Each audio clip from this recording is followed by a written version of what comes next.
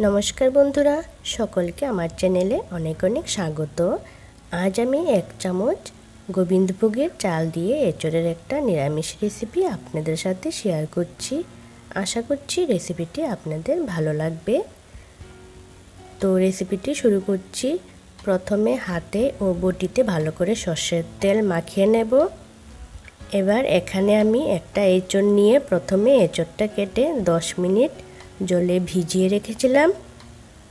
10 minute জলে ভেজানোর পর জল থেকে তুলে এঁচোড়ের শক্ত খোসাটা ফেলে দিয়ে এঁচোড়টা টুকরো করে নেব। এভাবে এঁচোড়টা বড় বড় টুকরো করে ভালো করে ধুয়ে নিলাম। এবার গ্যাস অন করে একটা সসপ্যানে কিছুটা জল দিয়ে এঁচোড়টা সেদ্ধ করে নেব। খুব বেশি সেদ্ধ করব না, 80% মতো সেদ্ধ করে নেব। এদিকে একটা পেস্ট করে নেব, তার জন্য মিক্সার জারে নিয়ে নিলাম 3 টুকরো আদা আর দিচ্ছি টমেটো। এখানে 2টো মাঝারি সাইজের টমেটো টুকরো করে নিয়েছি আর দিচ্ছি 4-5টা কাজু বাদাম। তো পেস্টটা তৈরি হয়ে গেছে। এদিকে এঁচোড়টাও 80% মতো সেদ্ধ করে একটা বাটিতে তুলে রাখছি। এবার 1 চামচ গোবিন্দভোগের চাল নিয়ে ভালো করে ধুয়ে একটা কড়াইয়ে অল্প একটু সাদা তেলে হালকা ভেজে নিচ্ছি। এটা রান্নায় পরে ব্যবহার করব। অন্য একটা কড়াইয়ে কিছুটা পরিমাণ সর্ষের তেল গরম করে নিলাম। ওই তেলে আলু ভেজে নিচ্ছি। এখানে 2টো মিডিয়াম সাইজের আলু টুকরো করে নিয়েছি। সামান্য একটু হলুদ দিচ্ছি।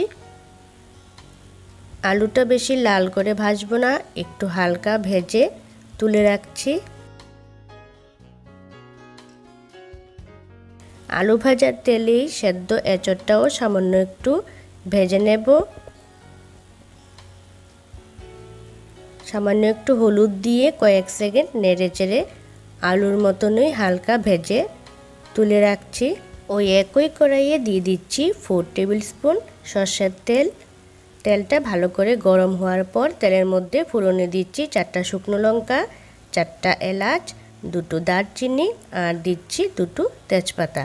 ফোড়নটা ভালো করে নেড়ে চেড়ে দিয়ে দিচ্ছি টমেটো পেস্ট। যে পেস্টটা আগে রেডি করে রেখেছিলাম সেটা দিয়ে দিলাম। টমেটো পেস্টটা ভালো করে নেড়ে চেড়ে কষিয়ে নেব। বেশ কয়েক সেকেন্ড নেড়ে চেড়ে ভেজে নেওয়ার পর এখানে অ্যাড করছি 1/3 স্পুন হলুদের গুঁড়ো, 1/3 স্পুন কাশ্মীরি লঙ্কার গুঁড়ো, জিরের গুঁড়ো দিলাম 1/3 স্পুন, ধনের গুঁড়ো দিলাম 1/3 স্পুন আর লবণ দিলাম 1/3 স্পুন। এবার সমস্ত মশলা ভালো করে কষিয়ে নিতে হবে যতক্ষণ না এই মশলা থেকে তেল সেপারেট হচ্ছে। আর খেয়াল রাখতে হবে মশলাটা যাতে পুড়ে না যায়, তাই গ্যাসের ফ্লেমটা কিন্তু লোতেই রাখতে হবে।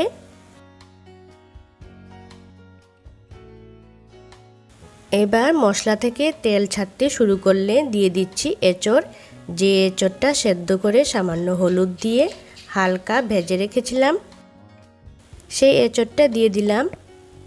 এবার এটা মশলার সাথে ভালো করে মিশিয়ে নিচ্ছি। এখন অবধি কিন্তু গ্যাসের ফ্লেমটা লো রেখেছি আর ঝোলটা দেওয়ার পর গ্যাসের ফ্লেমটা কিন্তু একদম হাই করে দেব। এঁচোড় ভালো করে মশলার সাথে মিশিয়ে নিয়ে দিয়ে দিচ্ছি ভেজে রাখা আলু। এবার আলু এঁচোড় মশলার সাথে ভালো করে কষিয়ে নেব। সব উপকরণ ভালো করে কষিয়ে নিয়ে দিয়ে দিচ্ছি মিক্সার জারটা ধুয়ে অল্প একটু জল, এরপর দিচ্ছি 1.5 বাটি পরিমাণের জল। প্রায় এখানে 2 বাটি জল ব্যবহার করেছি, কারণ এঁচোড়টা রান্না করার পর ঠান্ডা হয়ে অনেকটা কমে যাবে। যেহেতু এই তরকারিটা আমি একটু মাখো মাখো করব, তাই 2 বাটি জল এখানে আমি ব্যবহার করলাম। আর দিলাম 1 চামচ গোবিন্দভোগের চাল, যে চালটা অল্প একটু ভেজে রেখেছিলাম। এই চালটা দেওয়ার ফলে তরকারিতে খুব সুন্দর একটা ফ্লেভার আসে। চালটা তরকারির সাথে মিশিয়ে নিয়ে 6-7 মিনিটের জন্য ঢাকা দিয়ে দেব।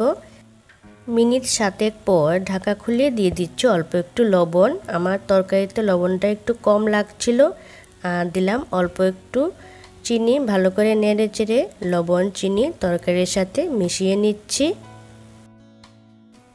এখন দেখে নিচ্ছি চালও সেদ্ধ হয়ে গেছে। এছাড়াও মোটামুটি 80% সেদ্ধ আগেই করা ছিল।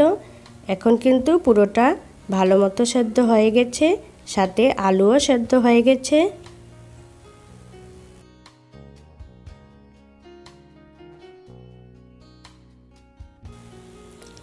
এবার দিয়ে দিচ্ছি 1 টিস্পুন গরম মশলার গুঁড়ো।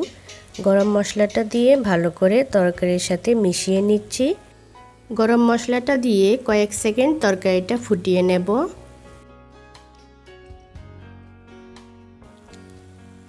তো এবার দিচ্ছি 4টা চেরা কাঁচা লঙ্কা। তো রান্না কিন্তু এখানে একেবারে তৈরি। গ্যাসের ফ্লেমটাও একদম অফ করে দিলাম, যেহেতু রান্নাটা হয়ে গেছে সেই জন্য এটাকে এবার সার্ভ করে দিচ্ছি। ভাত হোক বা রুটি, পরোটা সব কিছুর সাথেই কিন্তু দুর্দান্ত লাগে খেতে। আমার আজকের রেসিপি কেমন লাগলো সেটা কিন্তু কমেন্টে জানাতে ভুলবেন না।